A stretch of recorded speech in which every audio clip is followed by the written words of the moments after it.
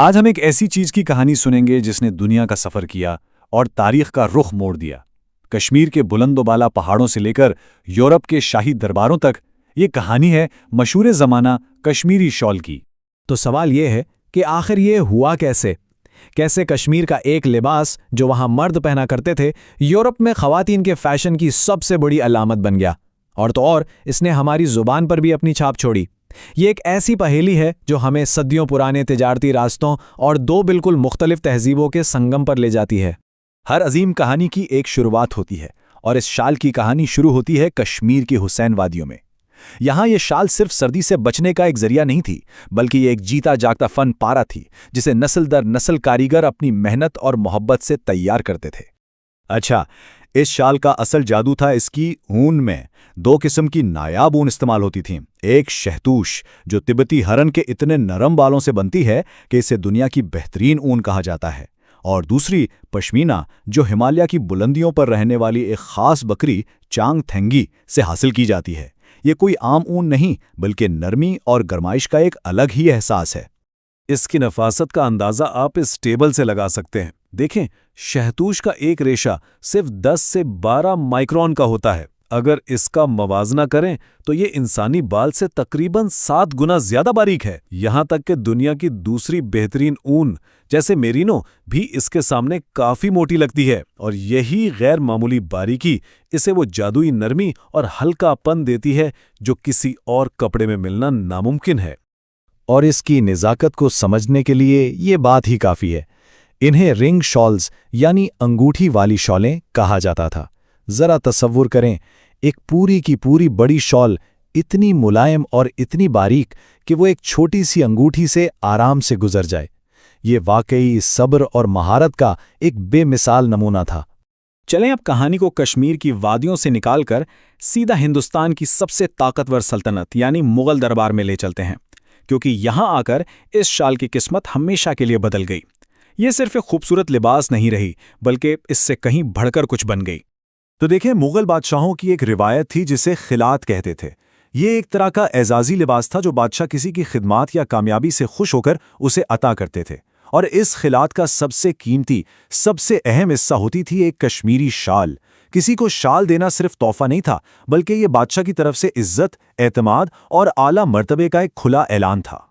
اور وقت کے ساتھ ساتھ شال کی اہمیت بڑھتی ہی چلی گئی۔ بابر نے اس روایت کی بنیاد رکھی، پھر اکبر نے کشمیر فتح کرنے کے بعد شال کو خلعت کا لازمی حصہ بنا دیا، اور شاہجہاں کے دور تک آتے آتے سب سے بہترین شہتوش شالیں اتنی خاص ہو گئیں کہ وہ صرف اور صرف شاہی خاندان کے لیے محسوس کر دی گئیں۔ مطلب اب یہ ہندوستان میں طاقت اور وقار کی حتمی علامت تھیں۔ لیکن کہانی یہاں رکی نہیں، شال کا سفر تو ابھی شروع ہوا تھا، ایک ایسا سفر جو براعظموں پر محیط ہونے والا تھا۔ یہ دہلی کے درباروں سے نکلی اور تجارتی راستوں سے ہوتی ہوئی پہنچی سیدھا پیرس کے فیشن مراکز میں، جہاں ایک بالکل نئی دنیا اس کا منتظر تھی۔ مگر جب یہ شال فرانس کی ملکہ جوزفین کے سامنے پیش کی گئی تو ان کا رد عمل وہ نہیں تھا جس کی کوئی توقع کر سکتا تھا۔ انہوں نے کہا، مجھے یہ بدنما لگتی ہیں، اور یہ بھی کہہ دیا کہ انہیں شک ہے کہ یہ کبھی فیشن کا حصہ بن پائیں گی۔ کیا عجیب شروعات تھی! لیکن پھر جو ہوا اس نے سب کچھ بدل کر رکھ دیا۔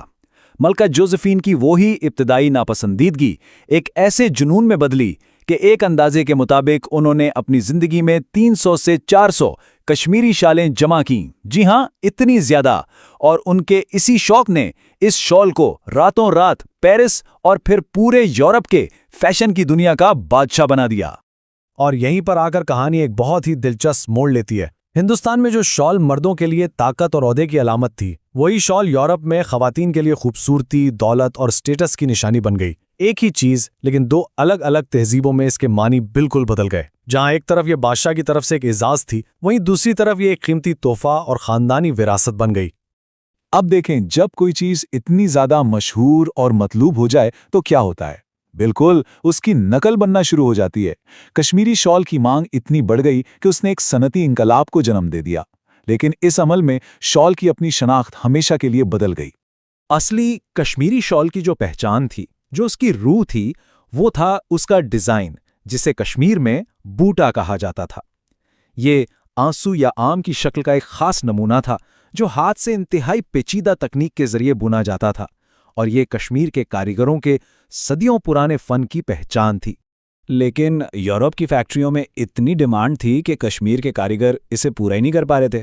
جہاں ایک شال بننے میں مہینوں لگ جاتے تھے، تو اسکاٹ لینڈ کے ایک چھوٹے سے صنعتی قصبے پیزلے نے اس موقع کو بھانپ لیا۔ وہاں کی فیکٹریوں نے مشینوں کا استعمال کر کے بڑی تیزی سے اس ڈیزائن کی نقلیں بنانا شروع کر دیں۔ اور یہاں تاریخ کا ایک عجیب مذاق دیکھیں۔ کشمیر کا وہ صدیوں پرانا ڈیزائن بوٹا یورپ میں پیسلے کے نام سے مشہور ہو گیا۔ کیوں؟ کیونکہ پیسلے وہ قصبہ تھا جہاں اس کی سب سے زیادہ صنعتی نقلیں بنتی تھیں۔ تو یوں سمجھیں کہ اصلی ڈیزائن کا نام اس کے نکال کے نام سے بدل دیا گیا، اور افسوس کہ آج پوری دنیا اسے پیسلے کے نام سے ہی جانتی ہے۔ فیشن تو بدلتے رہتے ہیں نا۔ ایک وقت تھا جب کشمیری شال کا جنون تھا، پھر وہ کم ہو گیا، لیکن کچھ چیزیں اپنی کہانی کی وجہ سے ہمیشہ زندہ رہتی ہیں، اور کشمیری شال کا اثر آج بھی ہماری دنیا میں ہر جگہ محسوس کیا جا سکتا ہے۔ تو اس شال نے ہمیں وراثت میں کیا دیا؟ بہت کچھ۔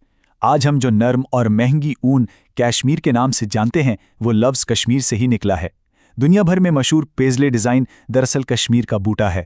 یہ شال مشہور ناولوں کا حصہ بنی اور عالمی تجارت کا ایک نیا ماڈل بن گئی۔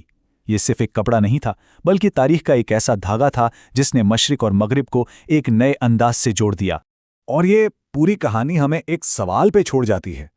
ہمارے ارد گرد کتنی ہی عام سی دکھنے والی چیزیں ہیں جن کے پیچھے ایسے ہی غیر معمولی کہانیاں چھپی ہو سکتی ہیں، جو صرف ہمارے دریافت کیے جانے کا انتظار کر رہی ہیں۔